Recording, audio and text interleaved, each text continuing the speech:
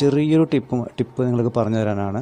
ഇതിലെന്താണെന്നുണ്ടെങ്കിൽ നമ്മൾ car use ചെയ്യുന്ന പലരും ഉണ്ടാവും. അപ്പോൾ അതിൽ നമ്മൾ ഒരു ഫ്യൂവൽ സ്റ്റേഷനിലേക്ക് കാർ ഓടിച്ച് കയറുമ്പോൾ നമുക്ക് എപ്പോഴും തോന്നുന്നൊരു ഡൗട്ടാണ് ഈ ഫ്യൂവലിൻ്റെ ലിഡ്, അതായത് ഫ്യൂവൽ ഫില്ല് ചെയ്യുന്ന ഭാഗം കാറിൻ്റെ ഏത് ഭാഗത്താണെന്നുള്ളത്. അപ്പോൾ അത് നിങ്ങൾക്ക് സ്വാഭാവികമായിട്ട് സാധാരണ എനിക്കും പല സമയത്തും വന്നിട്ടുണ്ട്. നമ്മളിപ്പോൾ ഫ്രണ്ട്സിൻ്റെ കാറ്, റിലേറ്റീവ്സിൻ്റെ കാറ്, പല കാറുകളും നമ്മൾ മാറി ഓടിക്കുന്ന ആൾക്കാരായിരിക്കും. അപ്പോൾ നമുക്കിതിന് ഞാൻ ചെറിയൊരു ടിപ്സ് ഞാൻ പറഞ്ഞുതരാം.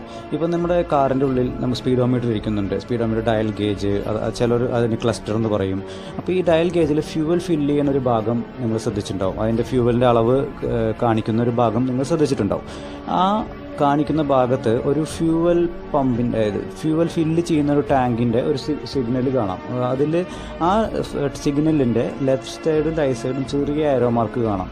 ഞാൻ നിങ്ങൾക്കിപ്പോൾ ഈ വീഡിയോയിൽ ഫോട്ടോയിൽ കാണുന്നത് പോലെ ആ ഏരോ മാർക്ക് ലെഫ്റ്റ് സൈഡിലാണെങ്കിൽ നിങ്ങളുടെ കാറിൻ്റെ ഫ്യൂവൽ ഫില്ല് ചെയ്യുന്ന ഭാഗം ലെഫ്റ്റ് സൈഡാണ്.